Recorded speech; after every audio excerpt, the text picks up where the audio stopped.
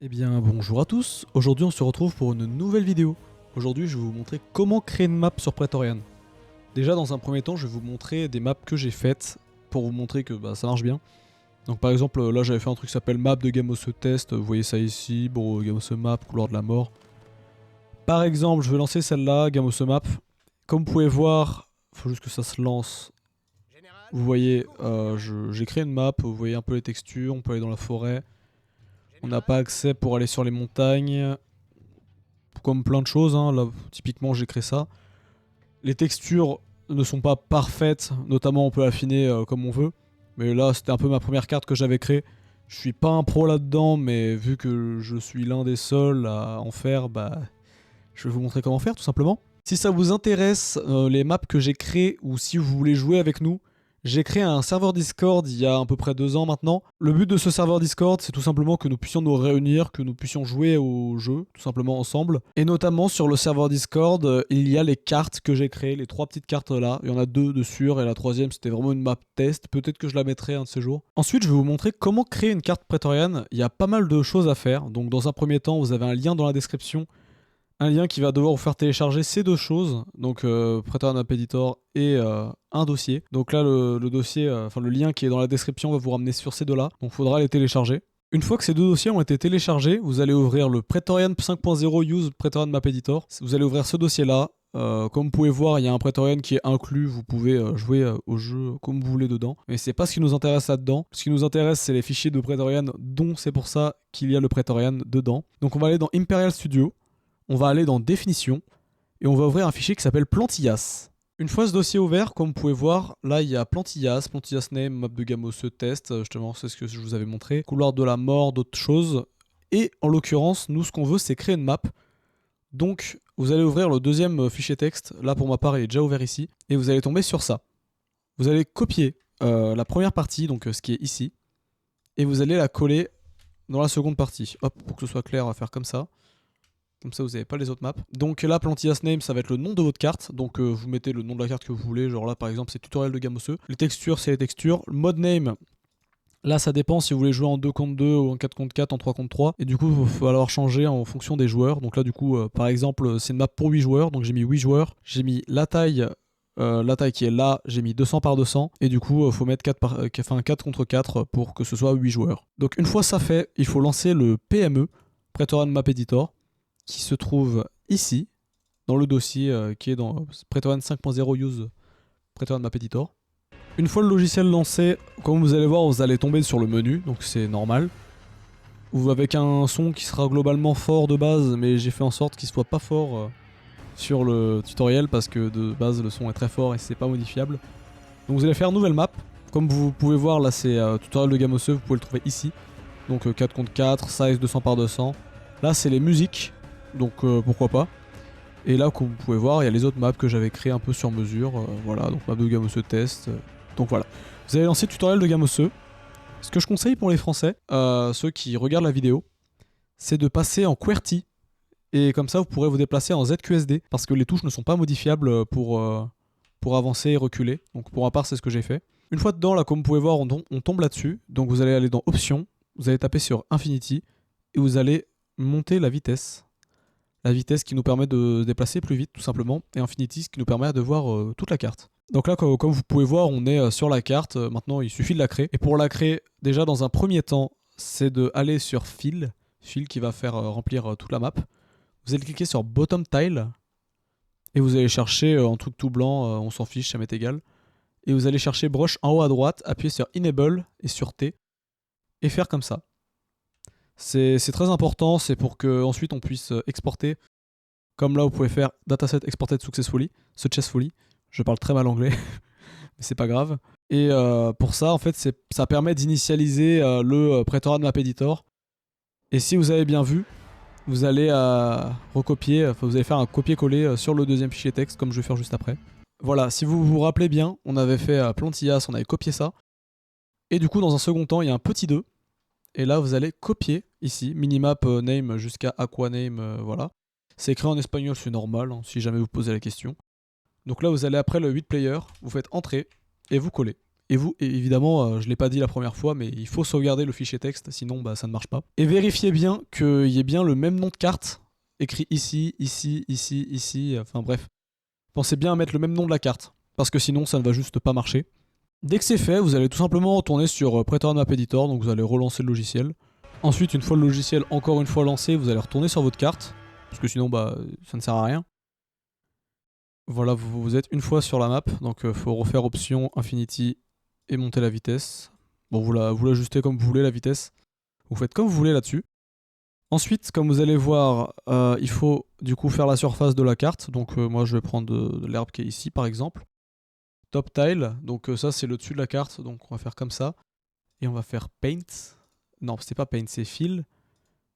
Et il faut évidemment que j'active le brush ici, enable été, n'oubliez pas à chaque fois, sinon ça ne marchera tout simplement pas. Donc là, maintenant, votre carte, quand vous la lancerez, elle sera toujours verte. Parce que là, c'est l'herbe verte que j'ai décidé de choisir. Mais vous pouvez évidemment prendre autre chose, vous faites ce que vous voulez. C'est pas très maniable par contre pour se déplacer, c'est pas toujours simple. Et là, ensuite, vous allez faire paint. Donc là, par exemple, je sais pas, vous avez envie de prendre... vous avez envie de faire une petite route comme ça. Vous allez prendre, du coup...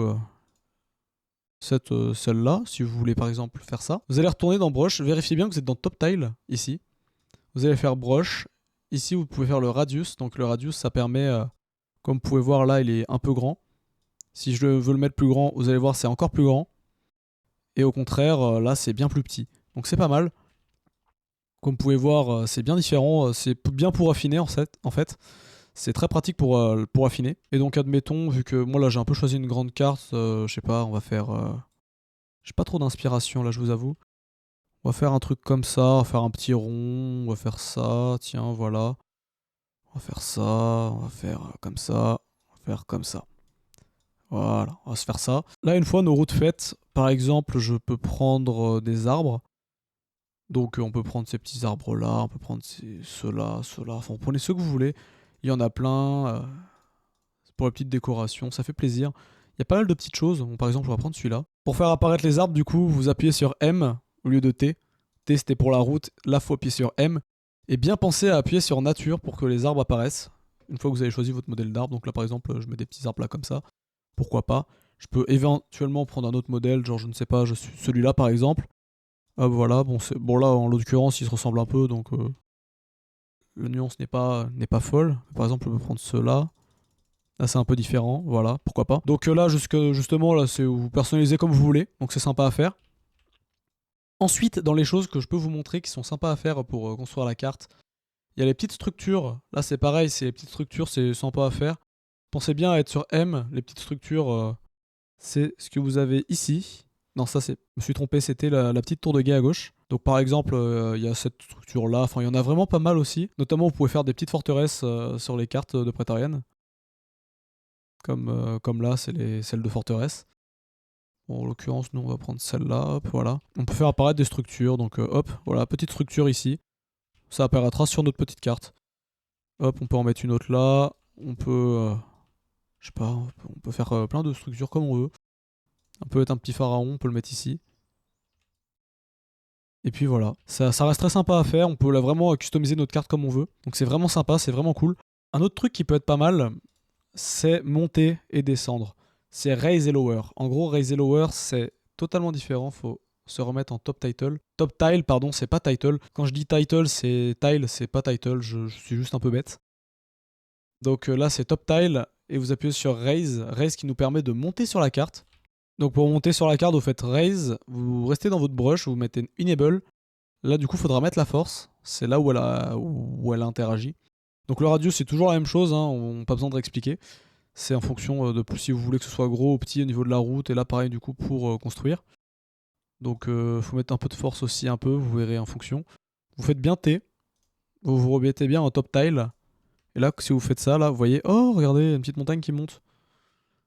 Et si vous voulez avoir une meilleure vue, pour mieux voir les choses, vous allez dans Debug, là comme par exemple vous avez Wire View. Donc là, vous voyez vraiment que vous êtes en train de faire une petite montagne. Voilà, bon là par exemple, je fais ça.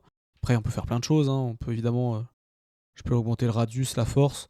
Je peux faire ça, là, je peux commencer à créer une petite colline comme ça peut être sympa. Ça peut être un peu intéressant, ça peut être sympa, c'est en fonction de comment vous voulez créer la carte. Par contre, dans l'autre sens, au contraire, si vous voulez baisser un peu au niveau de la carte, au lieu de faire raise, vous allez dans lower, c'est la même chose, mais juste vous faites lower, et là, hop, ça redescend. Bon, là, ça fait un gros cratère parce que j'ai mis la force méga haute. Et là, en même temps, vous pouvez voir à quel niveau la carte elle est en train de descendre. Par contre, pourquoi j'ai fait ça? Oui, des fois, ça fait des petits rollbacks, mais c'est pas grave. Là, par exemple, vous pouvez voir vraiment le plus bas de la carte en faisant le lower.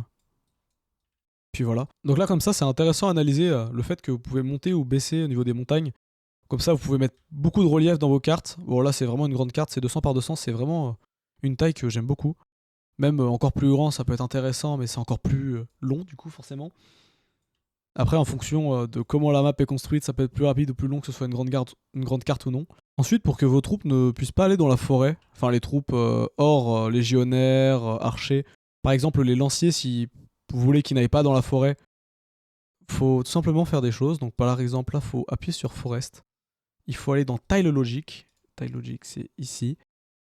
Et Brush, faut activer faut appuyer sur Enable et appuyer sur T. Et pensez bien à activer le Logic View qui est ici. Que par exemple, si vous allez dans Normal, par défaut, vous pouvez aller partout sur la carte. Vous pouvez aller partout sur la carte comme vous pouvez voir dans Logic View normal. Donc par exemple, si je veux que les troupes, comme les légionnaires, puissent y aller au niveau de la forêt, bah là, vous appuyez sur Forest tout simplement. Et là, par exemple, on va dire, hop, c'est de la forêt. On va décider que ça, c'est de la forêt. Hop, voilà.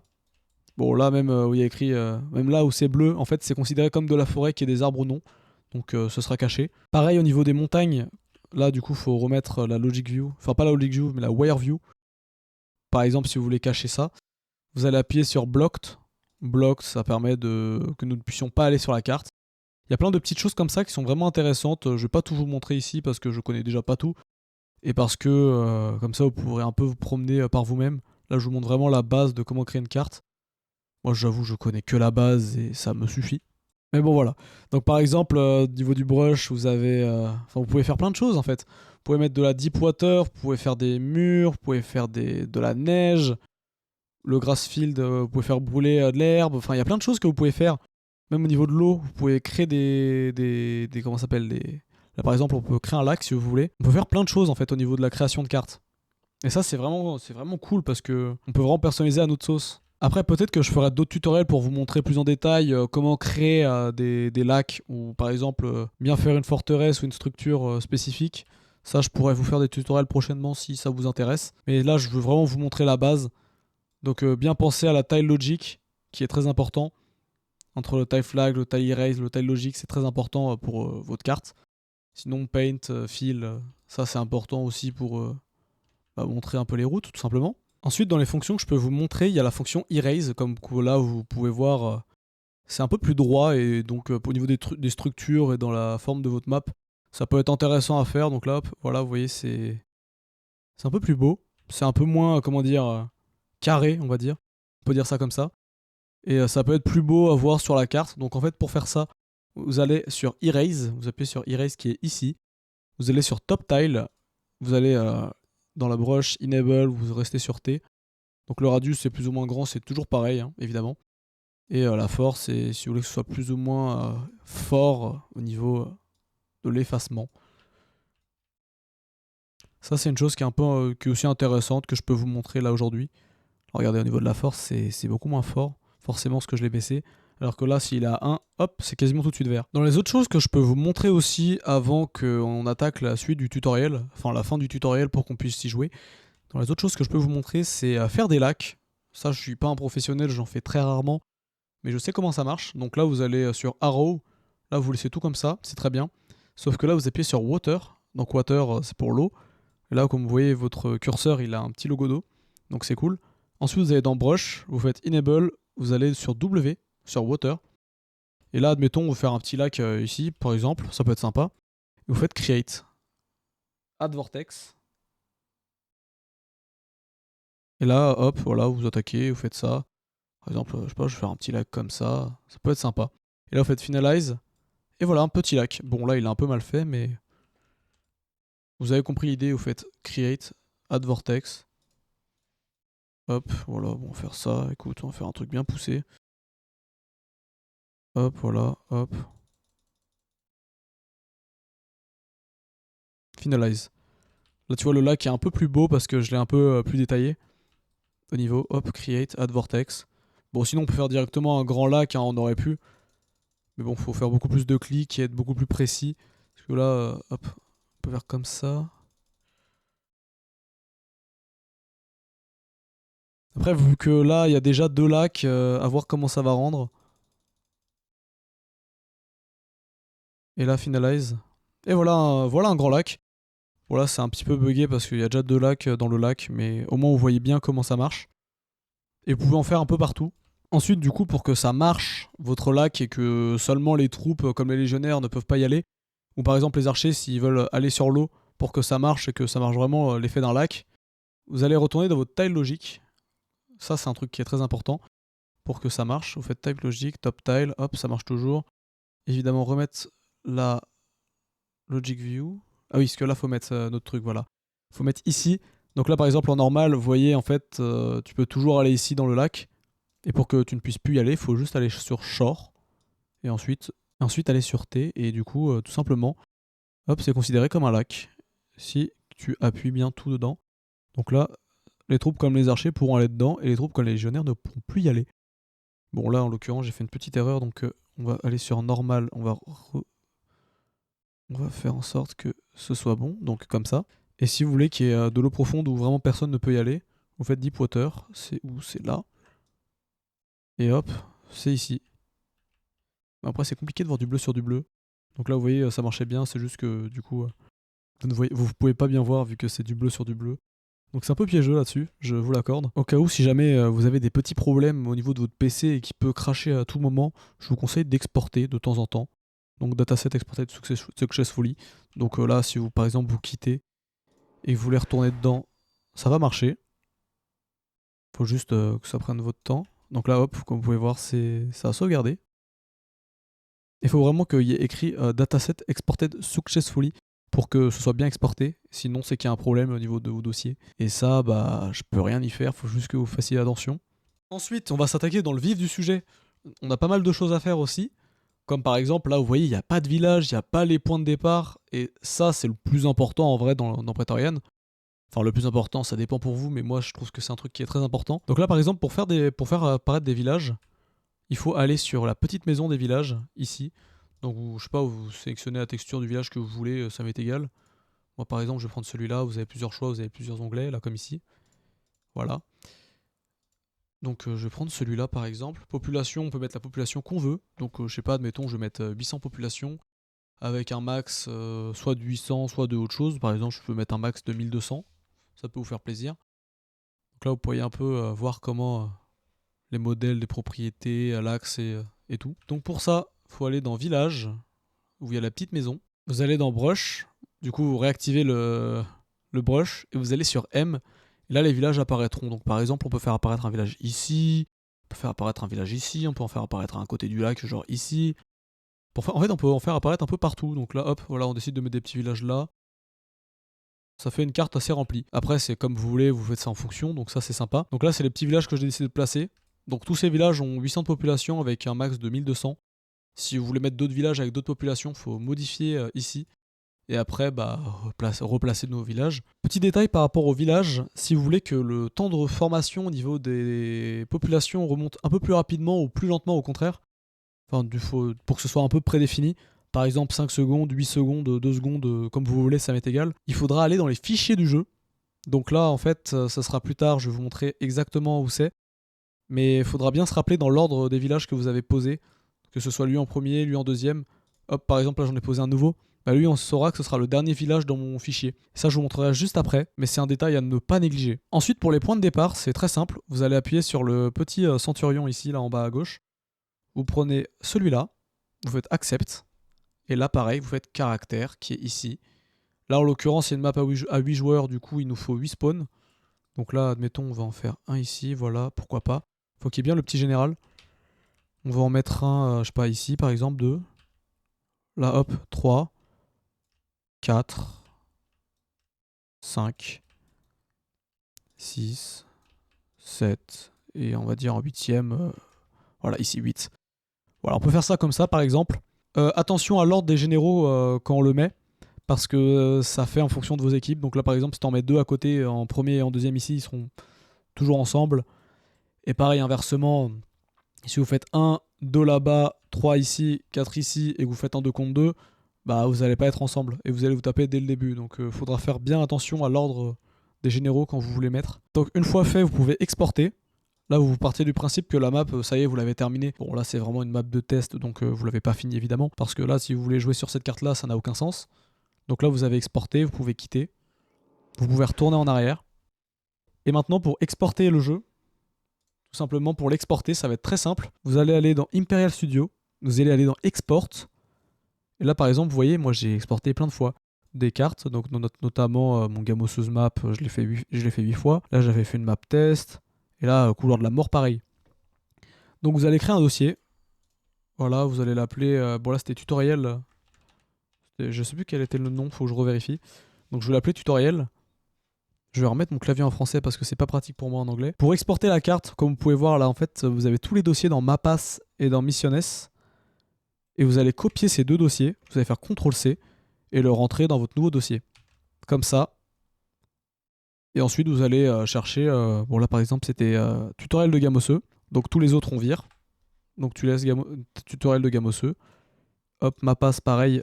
Hop, tout ce qui est couloir de la mort, gamosseuse map, map de gamosseux test, on vire. Hop, jusqu'à ici, on supprime. Et là, ça nous laisse tutoriel de gamosseux. Description, faut que ce soit pareil. Hop, voilà. Texture, pareil. Et avant d'exporter officiellement, il faut qu'on aille dans Missiones. Et je vous avais raconté l'histoire des populations dans les villages. Donc là, vous allez ici. Et comme vous pouvez voir, déjà vous avez les 8 placements de vos 8 joueurs, donc en fonction des généraux quand vous les avez placés. Donc attention, là tu vois, le premier il est là, le deuxième qui devrait être pas très loin, en fonction du X, du Y et du Z, là c'est faut faire attention. Et là vous voyez les villages.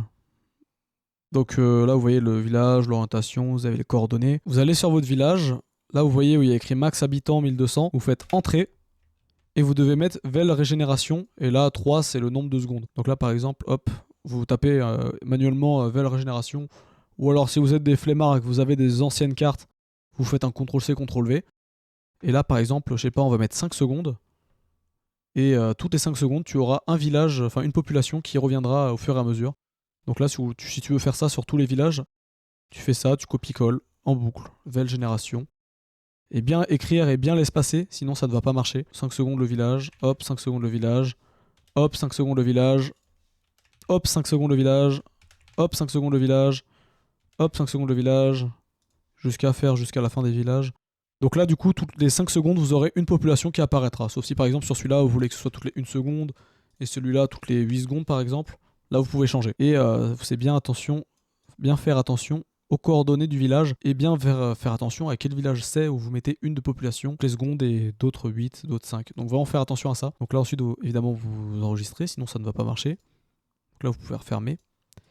Et ensuite là maintenant vous prenez vos 2 dossiers, vous faites clic droit, vous allez avoir besoin de WinRAR. Donc vous faites WinRAR, ajouter à l'archive, vous compressez en WinZip, c'est très important. Et là vous mettez le nom de votre carte qui était déjà choisi. Donc là c'était tutoriel de gamosseux, comme je voulais juste vérifier. Donc là vous faites tutoriel de gamosseux. Et là vous appuyez sur .pat. .pat, c'est le fichier qui est très important, sinon ça ne marchera pas. Donc là ça sera tutoriel de gamosseux, le nom de notre carte, l'extension du fichier .pat. Et vous archivez en .zip. Et vous faites OK. Là comme vous pouvez voir, elle est ici. Maintenant vous n'avez plus qu'à copier votre .pat. Vous faites CTRL-C et ensuite vous le mettez dans votre Praetorian. Bon, en l'occurrence, il est dans ce PC, il est dans Game, il est dans Praetorian et dans Data. Et vous collez et vous avez votre map. Et voilà, vous pouvez voir votre tutoriel de gamosseux ici. Faut bien le mettre dans Praetorian et dans Data, sinon votre Praetorian ne le verra pas. Donc faire très attention à ça là aussi. Là par exemple, il y a ma carte qui s'appelle Couloir de la Mort, mes gamosseuses map de gamosseux test. Et là pour vérifier, votre Praetorian vous le lancez, Praetorian mode complexe, c'est la version de Praetorian où je joue. Hop, un joueur, escarmouche,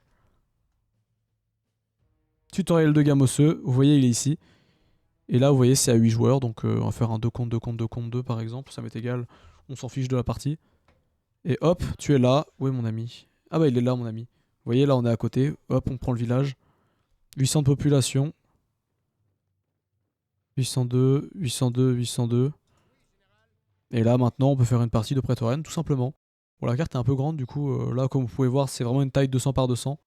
Ah oui parce que vraiment on apparaît tout en bas nous, d'accord. J'avais même pas fait attention où on apparaissait. Donc là du coup faites attention au niveau des points de spawn. Là je crois que j'avais fait apparaître un mec ici, on va se promener. On s'en fout de faire le village, on va quand même en laisser un au cas où. On va se promener sur la carte et comme ça vous pouvez voir que là avec le Deep Water vous pouvez pas accéder. Mais là maintenant avec vu que vous avez appuyé sur Shore juste avant, vos troupes qui sont pas des légionnaires peuvent y aller. Mais Deepwater, vous pouvez pas du tout y aller. Et là, par exemple, vous pouvez pas aller dans la forêt avec votre lancier. C'est très important. Oh merde, il y a les Égyptiens ici. C'est pas grave. Par contre, avec les archers, vous pouvez aller dans la forêt. Vous pouvez voir, ça marche. Vous pouvez aller où il y avait écrit Shore. Par contre, du coup, Deepwater, ça ne marche pas. Voilà, j'espère que ce tutoriel vous a fait plaisir et vous a éclairé sur comment marche ce logiciel qui est quand même assez dur en vrai. Faut se l'avouer. Donc là, vous voyez, bon, voilà, on fait une petite partie sur Praetorian. Maintenant, plus qu'à vous amuser. Bon, là, la map, en l'occurrence, elle est vraiment pas intéressante. Vu les placements et vu ce que j'ai fait. Il y a vraiment plus intéressant à faire. Mais bon, voilà. Au moins, vous avez vu les bases du tutoriel. J'espère que ça vous aura plu et faites-le moi savoir, ça me ferait plaisir. Bref, moi sur ce, je vous laisse là. Salut tout le monde!